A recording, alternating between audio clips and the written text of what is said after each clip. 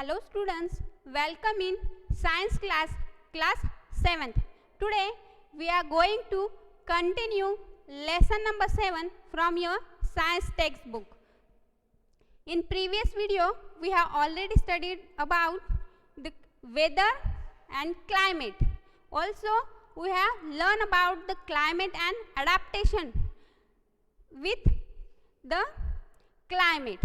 Okay, आज हम इस वीडियो में एक छोटी सी एक्टिविटी देखने वाले हैं जो कि आपको करनी है. ओके, बहुत स्मॉल एक्टिविटी है. So let us start. Activity 7.2. Take an outline map of the world. आपको वर्ल्ड का एक आउटलाइन मैप लेना है.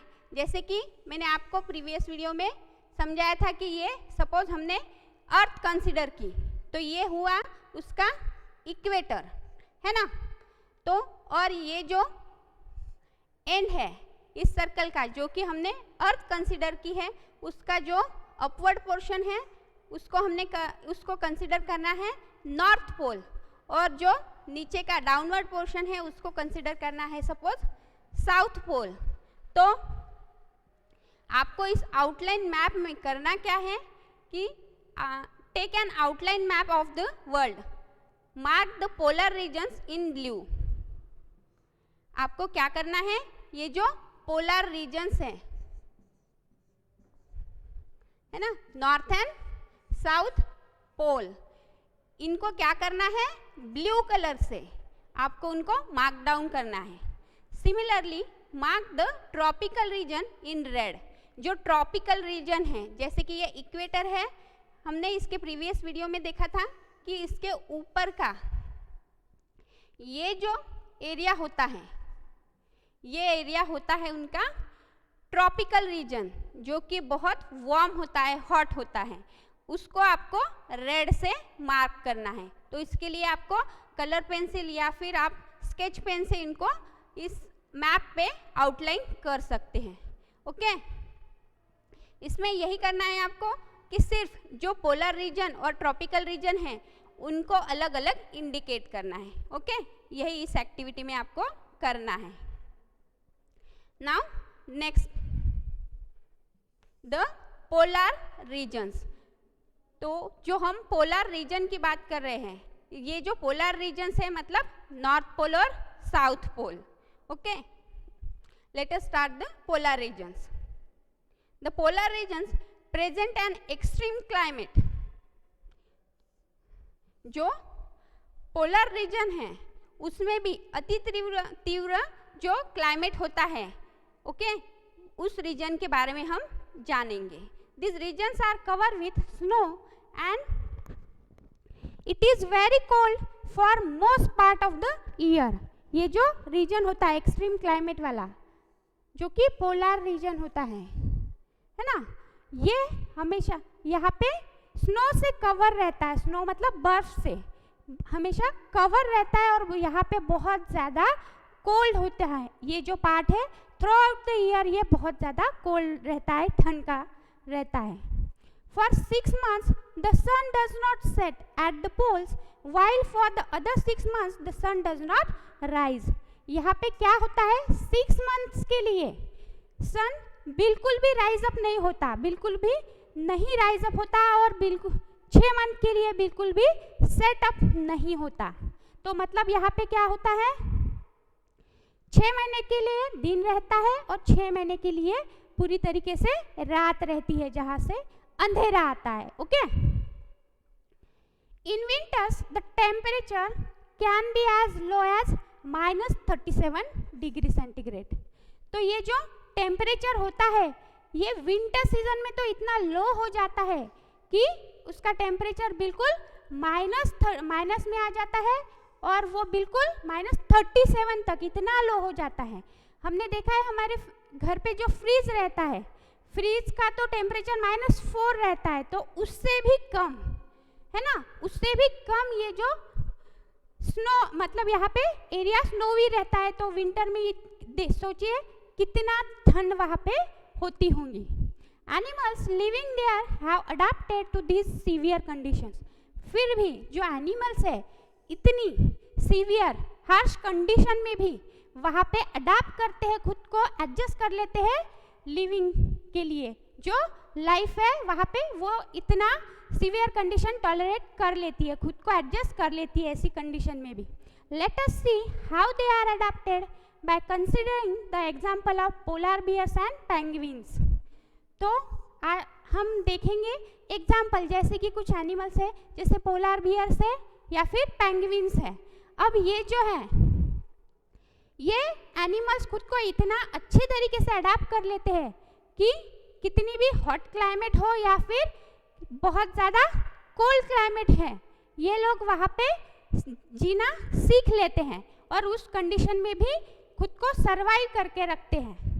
Polar bears have white fur so that they are not easily visible in the snowy white background। यहाँ पे क्या होता है, ये जो पोलर बियर्स है, ये पोलर बियर्स के ऊपर वाइट फर होती है, जैसे हमारे बॉडी के ऊपर स्किन होती है उस तरीके से ही इन पोलर बियर्स के बॉडी के ऊपर वाइट कलर की फर होती है। ओके, वो इतने अच्छे तरीके से उस स्नोवी एरिया में, स्नोवी और वाइट बैकग्राउंड में खुद को एडजस्ट कर लेते हैं क्योंकि उनकी बॉडी जो है वाइट फर से कवर होती है और वो इजीली विजिबल नहीं हो पाते उस एरिया में। It protects from their predators, उनके जो शिकारी होते हैं, उन्हें पकड़ने वाले, ओके, तो उनसे खुद को प्रोटेक्ट कर लेते हैं ऐसी कंडीशन में, क्योंकि खुद को वो उनके ऊपर वाइट जो फर होती है उसका कलर और जो स्नोवी एरिया का जो बैकग्राउंड है वो भी उसी कलर का होता है, तो वो खुद को अच्छे से वहाँ पे छुपा लेते हैं, इजीली विजिबल नहीं होते। It also helps them in catching there pray, और इसी से उन्हें हेल्प मिलती है, उन्हें मदद मिलती है उनके खुद के शिकार ढूंढने में, कैचिंग प्रेज, उनको कैच करने में, पकड़ने में, उनके जो शिकार है उनको पकड़ने में। To protect them from extreme cold they have to thick layer of fur, उनके बॉडी के ऊपर खुद को प्रोटेक्ट करने में, ऐसे एक्सट्रीम तीव्र ठंड में उन्हें खुद को प्रोटेक्ट करने के लिए उनके बॉडी के ऊपर 2 लेयर होती है जो कि फर की होती है। Okay, they also have a layer of fat under their skin, और उनके बॉडी के ऊपर जो लेयर होती है उस लेयर के अंदर नीचे उनके स्किन में फैट बहुत ज़्यादा रहता है। इस फैट की वजह से वो खुद को प्रोटेक्ट कर पाते हैं और ऐसी एक्सट्रीम कोल्ड कंडीशन टॉलरेट कर पाते हैं। In fact, they are so well insulated that they have to move slowly and rest often to avoid getting overheated। उनकी बॉडी वेल इंसुलेटेड होती है। वेल इंसुलेटेड मतलब जैसे हम लोग इलेक्ट्रिक वायर के ऊपर एक कवरिंग कोटिंग देखते हैं, उसी तरीके से, जिससे क्या होता है कि इलेक्ट्रिसिटी फ्लो में बाहर से जो प्लास्टिक कवरिंग होती है, फाइबर की कवरिंग होती है या फिर प्लास्टिक कवरिंग होती है वायर के ऊपर इलेक्ट्रिसिटी के टाइम, तो वहाँ पे हमें शॉक नहीं लगता। इसी तरीके से यहाँ पे जो उनका ओवर हीटिंग अगर बॉडी हो भी गई तो भी वो क्या कर लेते हैं, उनकी बॉडी खुद ऐसे बनी हुई होती है कि वो वेल इंसुलेटेड होती है, खुद को प्रोटेक्ट की हुई रहती है। ओके, इसीलिए यहाँ पे उनकी बॉडी ओवरहीट नहीं होती और उस कंडीशन में वो टॉलरेट कर पाते हैं।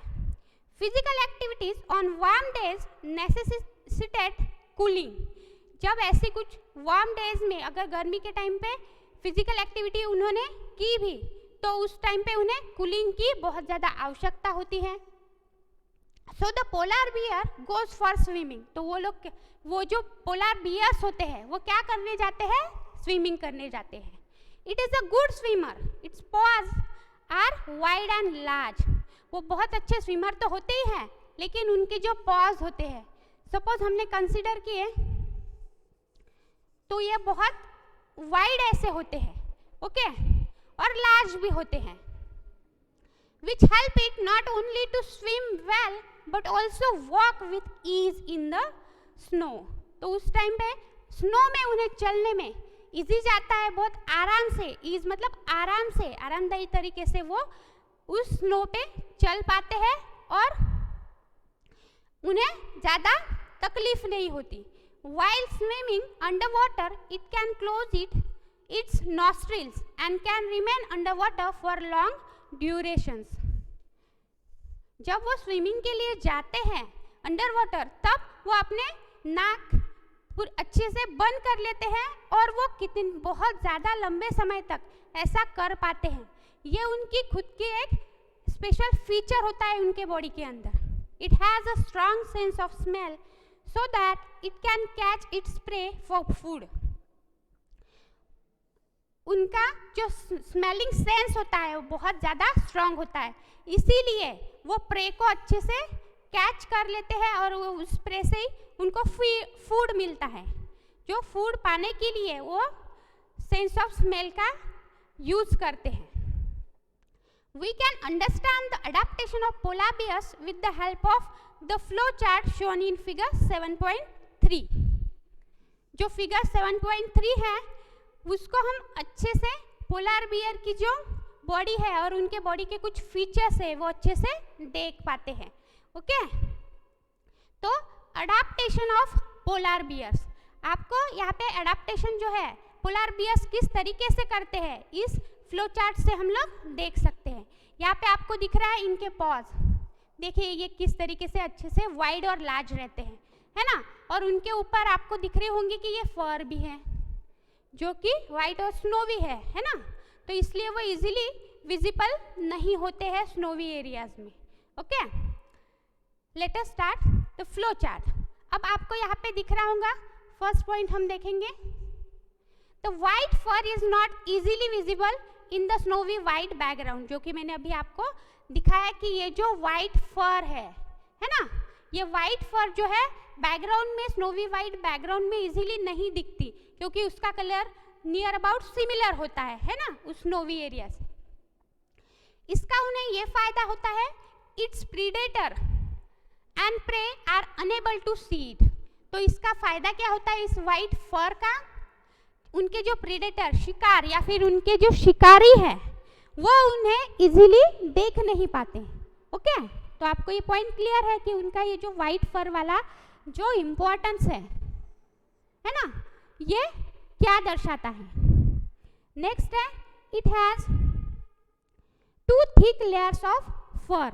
उसके बॉडी के ऊपर 2 थिक लेयर, बहुत मोटी सी ऐसी उनकी लेयर होती है फर की। ओके, अब ये इस 2 लेयर्स का क्या फायदा है, this keep it warm in cold weather. उनको वो वार्मनेस दिलाते हैं। ये जो थिक लेयर है 2, वो क्या करते हैं, बॉडी को वार्मनेस देते हैं पोलर बियर की, और इसीलिए कोल्ड वेदर में भी वो खुद को अडाप्ट कर लेते हैं, एडजस्ट कर लेते हैं।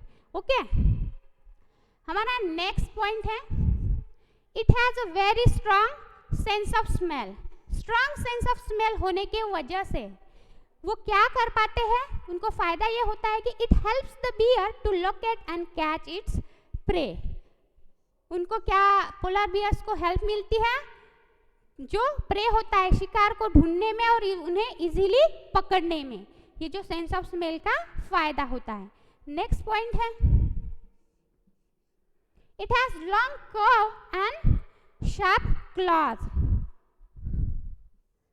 उनके जो क्लॉज होते हैं, मतलब नेल्स की तरह, उनके जो नाखून देख सकते हो आप, यहाँ पे ब्लैकिश कलर में आपको थोड़े से दिख रहे होंगे, यहाँ पे ये थोड़े कर्व भी होते हैं और शार्प होते हैं, बहुत शार्प होते हैं। इसकी वजह से this help it to walk on ice. ये क्या कर लेते हैं, इजीली उस आइस के अंदर अपने क्लॉज जो है वो घुसा देते हैं और इजीली उन आइस पे वो चल पाते हैं, वो बिल्कुल फिसलते नहीं हैं, है ना। नेक्स्ट है हमारा पॉइंट, पोलर बियर की जो फीचर है, it has a layer of fat under its skin. उनके जो स्किन होती है उसके नीचे लेयर होती है फैट की। इस फैट लेयर की वजह से उनकी बॉडी इंसुलेटेड रहती है। Okay, the fat insulates its body from cold and keep it warm. जो उनकी बॉडी है फैट की वजह से खुद को इंसुलेट कर लेती है ना, और इसीलिए उनकी कितनी भी कोल्ड कंडीशन हो खुद को वार्मनेस दिलाते रहते हैं। तो इस तरीके से हमने पोलर बियर का जो एग्जाम्पल देखा, जो कि पोलर रीजन का एक एनिमल है ना। तो अभी हम नेक्स्ट देखेंगे, another well known animal living in the polar region is the penguin. Okay, जो एनिमल होता है वो होता है पेंगुइन, जो कि आपको फिगर 7.4 में यहाँ पे दिख रहा है। Okay, it is also white and merge well with the white background. वो खुद को उस तरीके से मर्ज कर लेते हैं, ढाल लेते हैं, और उनकी भी बॉडी मतलब पोलर बियर की तरह ही इन पेंगुइन्स की बॉडी भी वाइट कलर की होती है, और उस वाइट बैकग्राउंड में जो स्नोवी है उस एरिया में खुद को अच्छे से मर्ज कर लेते हैं, छुपा लेते हैं। It also has a thick skin and a lot of fat to protect it from cold. Similarly, जैसे पोलर बियर में था कि इनकी स्किन भी थिक होती है और उनके अंदर बॉडी के अंदर फैट होता है जो कि उनको कोल्ड से प्रोटेक्ट करता है। You may have seen pictures of penguins huddled together. Penguin hurdles मतलब यहाँ पे आपको दिख रहे होंगे कि ये दोनों एक दूसरे के साथ जुड़े हुए हैं। ओके, तो इस तरीके से पिक्चर में आपको पेंगुइन हडल्स दिख रहे हैं। This they do to keep warm. ये एक दूसरे के साथ जुड़े इसलिए रहते हैं कि खुद को वार्मनेस दे सके, एक दूसरे की बॉडी की warmness. Recall how warm you feel when you are in a hall full of people. आप जो है वो खुद को एक याद करके देखिए कि जहाँ पे हॉल पूरी तरीके से अच्छे से फुल हॉल में अगर आप बैठे हो तो वहाँ पे बहुत ज़्यादा गर्मी होती है, क्योंकि एक दूसरे की बॉडी की गर्मी एक दूसरे को मिलती रहती है।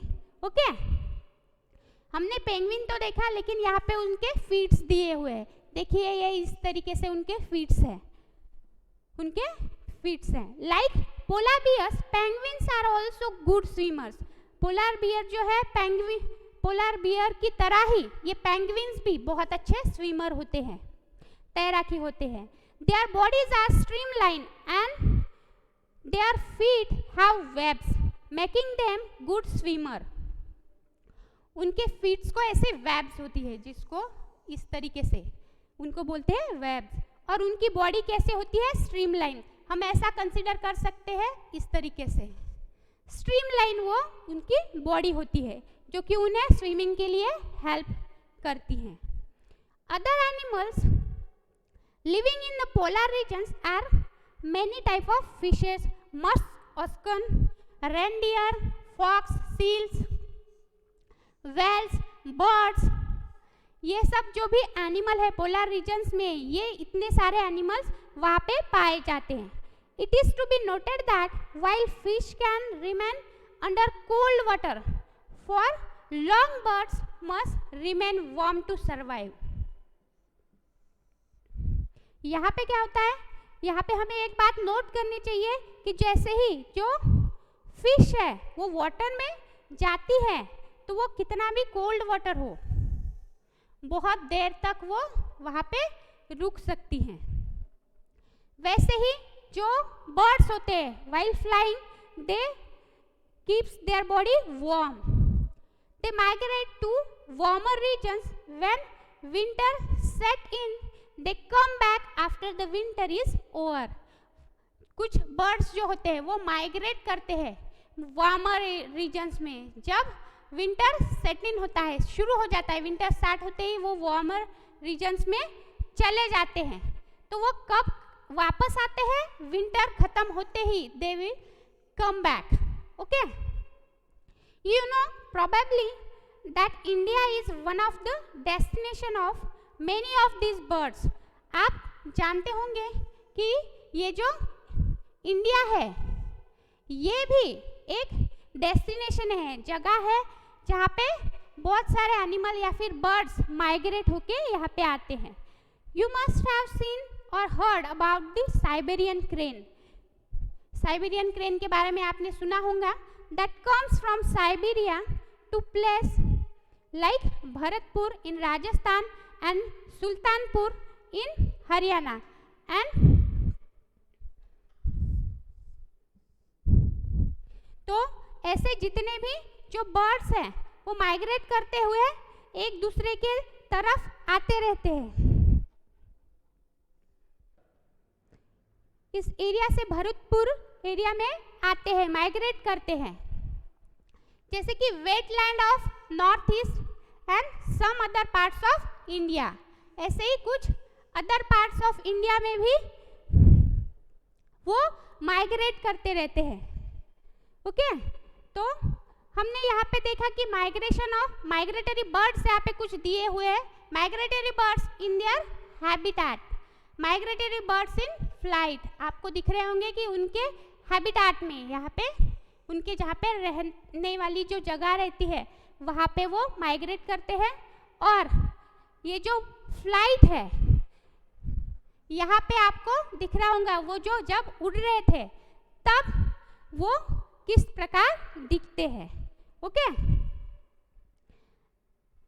हमारा नेक्स्ट टॉपिक है डिड यू नो।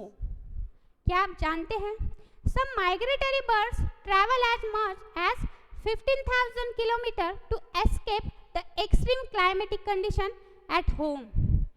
कुछ जो माइग्रेटरी बर्ड्स होते हैं वो अपना जो एक्सट्रीम क्लाइमेटिक कंडीशन जो होम होता है उनका, वो छोड़ के एक्सेप्ट करके माइग्रेट करते हैं अबाउट 15,000 किलोमीटर, 15,000 किलोमीटर दूर तक वो अपने आप को माइग्रेट कर लेते हैं। दूरी इतनी दूरी तक वो फ्लाइट भी करते हैं। Generally they fly high when the wind flow is helpful and the cold conditions allow them to disperse the heat generated by their flight muscles. क्या होता है, जब ये जो बर्ड्स होते हैं वो बहुत ज़्यादा, उनकी फ्लाइट बहुत ज़्यादा हाई होती है, फ्लाइंग बहुत अपवर्ड डायरेक्शन में होते हैं, लेकिन उसके लिए वो विंड फ्लो की हेल्प लेते हैं। जो विंड फ्लो है, बहती हवा का जो हेल्प उन्हें चाहिए होता है ताकि वो कोल्ड कंडीशन में अपने आप को रख सके और उनकी बॉडी जब फ्लाइट के टाइम पे उनके मसल्स क्या करते हैं, वार्मनेस देते हैं। तो ये जो हीट है वो उस एयर में, ओके, विंड फ्लो में वो डिस्पर्स कर सके, छोड़ सके, उनकी जो वार्मनेस है वो वहाँ पे डिस्पर्स कर सके और उस तरीके से अपनी बॉडी को कोल्ड कंडीशन में वो सेटअप कर लेते हैं। But how this birds travel to the same place year after year is still a mystery. लेकिन जो बर्ड्स एक जगह से दूसरी जगह जाते हैं, लेकिन उसी सेम प्लेस पे वो कैसे आते हैं ये भी एक मिस्ट्री है, ये एक पजल है जो कि अभी तक अनसॉल्व है। वो कोई भी नहीं जानता कि वो अपने आप वहीं पे कैसे क्या आ जाते हैं every year. It seems that these birds have a built-in sense of direction and know in which direction to travel। वो अपने आप को कभी कभी क्या कर लेते हैं, खुद को इस तरीके से बिल्डअप कर लेते हैं, ढाल लेते हैं कि उनकी जो सेंस ऑफ डायरेक्शन है वो अपने आप ही बन जाती है और वो उस डायरेक्शन में ही ट्रैवल करते हैं every year. Some birds probably use landmarks to guide them. कभी कभी कुछ बर्ड्स अपने लैंडमार्क्स अपने माइंड में रखते हैं और वही उन्हें गाइड करता है उस जगह पे रिटर्न जाने में या फिर वापस माइग्रेट करने में। Many birds may be guided by the sun during the day and stars at night।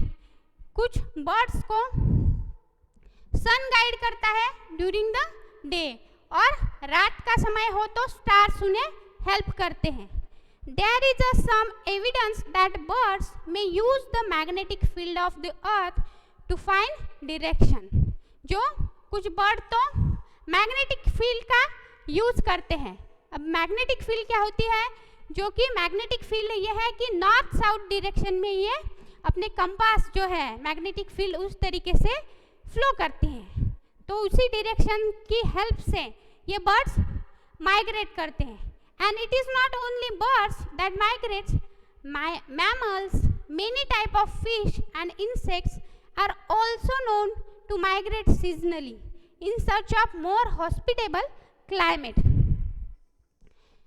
ना कि सिर्फ बर्ड्स, पंछी, मैमल्स और कुछ फिश, कुछ कीड़े, इंसेक्ट, ये भी अपने आप को सीजनली, मौसम अनुसार माइग्रेट कर लेते हैं ऐसी कंडीशन में जहाँ पे हॉस्पिटेबल क्लाइमेट हो. हॉस्पिटेबल क्लाइमेट मतलब उनका सुटेबल क्लाइमेट, जैसे कि हॉस्पिटल में प्रोवाइड किया जाता है हर वो कंडीशन जो कि पेशेंट को चाहिए होती है, उसी तरीके से यहाँ पे बर्ड्स जो है वहाँ पे खुद को ढाल लेते हैं और शिफ्ट करते हैं, माइग्रेट करते हैं एक जगह से दूसरी जगह.